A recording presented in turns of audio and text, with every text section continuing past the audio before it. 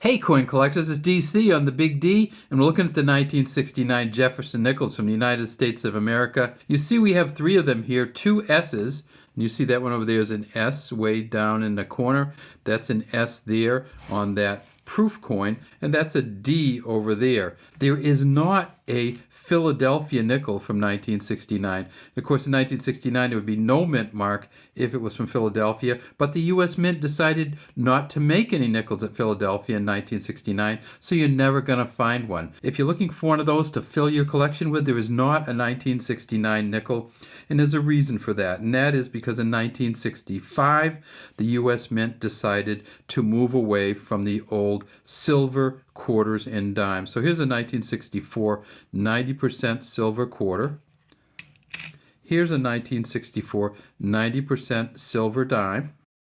And what they did was they took all the silver out of the quarters and dimes. And so in 1965, you see this is a clad one with the copper in the center. And same with the dimes. 1965 clad one with copper in the center. And when they changed over from the silver to the copper nickel clad coins, people started hoarding all of the 1964 and earlier dimes and quarters. And what that meant was the U.S. Mint didn't have enough dimes and quarters in circulation for what we needed for our vending machines, for change, for banks. The U.S. Mint, by 1969, the U.S. Mint said, we're not going to make any nickels at Philadelphia. We're going to only make dimes and quarters at Philadelphia. We're going to make as many of the clad coins at Philadelphia as we can, and we're not going to make any nickels. So all of the nickels from 1969 are going to be made either in Denver or in San Francisco. At San Francisco, they made them in two different ways. They made them in a regular circulating nickel and a proof nickel, and you can't really mix the two of these up. This one is the proof one, of course, over here, and this is a regular circulating one. One of the things that you're going to find for the San Francisco coins is you're almost never going to see a set of full steps. Let's take a look at a couple of the good ones on the PCGS website, and you can see how good a coin you need in order to get high value from the 1969 nickels. Here's one of the highest value nickels that they've ever graded at the PCGS website, and you can see it's a 1969 Denver Mint, Mint State 67, and it's not rated as an FS or full steps because there are not full steps on it. So this is the best one that they've ever found almost, and it's only worth about $500. When you go to the PCGS website, you can look for the full steps one, and you see right up here it says full steps, and all you do is click right on there. And it'll bring you over to this site. And this is where it gets really weird. And that is that Stack's Bowers said they sold one in 2021, a Mint State 65 full steps for $33,600. I can't find that nickel anywhere. So if any of you know anything about that nickel or have pictures of it, feel free to put it in our message section at the bottom of this video. But so there is one out there, but then when you go down to look through and see how many of them there are, you see that as far as PCGS knows, there's only been one graded ever that's a full steps Mint State 65, and that is the one that was sold at the Stack's Bowers auction. So looking for them out there, you're almost assuredly not ever going to find one with full steps on it. And if the best one, or one of the best ones they've ever found, is this one here with those steps that you see right there, that's kind of going to inform you when you're looking for the stuff. All right, let's get back to our coins from 1969. Let's flip this one over onto the back, and we see that this is a mint set coin. It was never circulated, and it has what?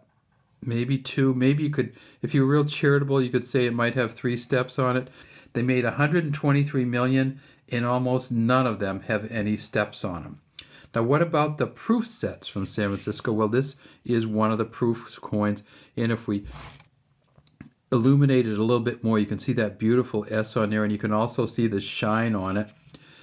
These only came in a proof set, and if you did get one in a proof set, you would get to see your steps. And you can see all the steps on here, but if it's a proof set, it's not going to be worth quite as much. In fact, the best proof set coins they have Proof 69s from 1969 are worth $275. So even if you do have all your steps in a proof coin, it's probably not going to be worth much over $10 or $20 unless it's in incredible condition, and then it might be worth as much as $300. Now there are some proof sets that are specialty error coins from 1969, and those have a repunched mint mark on them. So whenever you get one of the 1969 proof nickels, always magnify the mint mark and make sure that it wasn't repunched.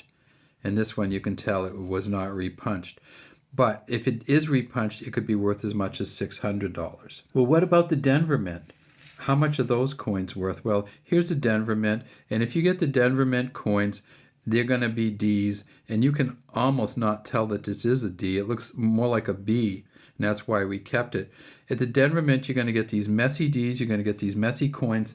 They made 208 million nickels at the Denver Mint, and almost none of them are in great shape. Here's another D from Denver here, and you can see that one is not in great shape, and we can just go through all kinds of them. You're not going to find a good D from Denver almost ever. This is one of the better ones. You also notice that one of the things they did in 1969 was that they had brought back the FS underneath the coins for Felix Schlag. So the initials started coming back, I believe, in 1967 on these coins. But before 1967, you'll never see the FS on a nickel because Felix Schlag's initials weren't on the nickel until 1967. At the Denver Mint, you can find some really expensive coins. If you get lucky, you may be able to find some that are worth as much as $500. So we have the Denver ones, the San Francisco proof ones, and we have the San Francisco regular ones from 1969. You can often get the San Francisco regular and the Denver ones in your change. In fact, here's one we got the other day, a San Francisco one. It's a little bit muddy over here, but you can definitely see the S. And here's the kind of coin you're generally going to get from the Denver coins. You'll get one that looks this messy. In part, that's because it's over 50 years old, and it's not going to. And in those 50 years, this nickel has probably changed hands thousands of times, if not tens of thousands of times. All right, look for these out there in your change. You won't see any of the proof ones in your change, of course. And if you do get them, look for the mint mark, look for the steps on the back, and see if you have anything of value. Have a great day from Big D Coins. We'd love to have you subscribe to the channel and leave any comments you have in the comments section.